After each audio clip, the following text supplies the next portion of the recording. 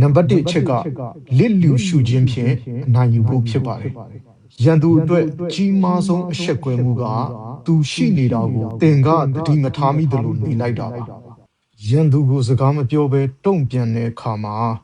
အဓိကရည်ရွယ်ချက်ကမင်းလုပ်ရက်တွေကငါ့ကိုဘာမှမတုံ့လို့စေဘူးဆိုတဲ့ခံစားချက်မျိုး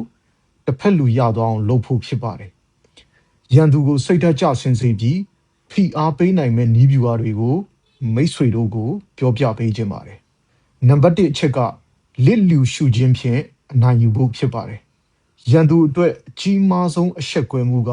သူရှိနေတာကိုသင်ကတတိမထားမိသလိုနေလိုက်တာပါသူကသင်ရှိမှရှိနေရင်တောင်ဖုံးကြည့်နေတာမျိုးဒါမှမဟုတ်တခြားလူတယောက်နဲ့စကားအေးအေးဆေးဆေးပြောနေတာမျိုးလုပ်လို့ရပါတယ်သူပြောသမျှကိုလုံးဝမကြားသလိုနေလိုက်ခြင်းက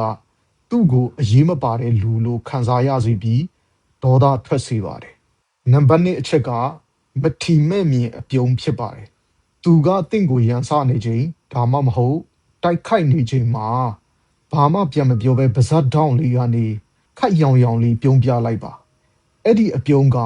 မင်းလုံနေတာတွေကကလေးကလားနိုင်လိုက်တာဆိုတဲ့အဓိပ္ပာယ်တက်ရောက်ပါတယ်ရန်သူကတင့်ကိုဒေါသထွက်စေချင်တာဖြစ်လို့တင်ကပြုံးနေတဲ့အခါသူတို့ရဲ့အစီအစဉ်ပြတ်သွားပြီးသူတို့ကိုယ်တိုင်ထိအားဝင်သွားပါလိမ့်မယ်နံပါတ်3ချက်က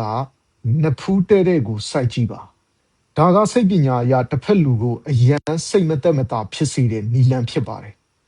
သူစကားပြောနေရင်သူ့မျက်လုံးကိုမကြည့်ပဲသူ့ရဲ့နဖူးအလဲတဲ့တဲ့ကိုပဲစိုက်ကြည့်နေလိုက်ပါဒါဟာတစ်ဖက်လူကိုငါအပေါ်တစ်ခုခုအထက်စီးကကြည့်နေတယ်ဆိုတဲ့ခံစားချက်မျိုးပေးစွမ်းပြီးသူ့ယုံကြည်မှုကိုရိုက်ချိုးလိုက်တယ်လို့ဖြစ်စေပါတယ်နံပါတ်4ချက်ကအဓိကချီကပ်ခြင်းဖြစ်ပါတယ်ဒါကတော့တင်းမာမှုအယမ်းများတဲ့အခြေအနေမှာသုံးတာပါစကားတစ်လုံးမှမပြောဘဲသူ့နားကိုဖြည်းဖြည်းချင်းတိုးသွားလိုက်ပါသူ့ရဲ့ personal space လို့ခေါ်တဲ့လုံခြုံတဲ့ area တွေကိုကျူးကျော်ဝင်ရောက်ပြီးအေးအေးဆေးဆေးစိုက်ကြည့်နေလိုက်တာက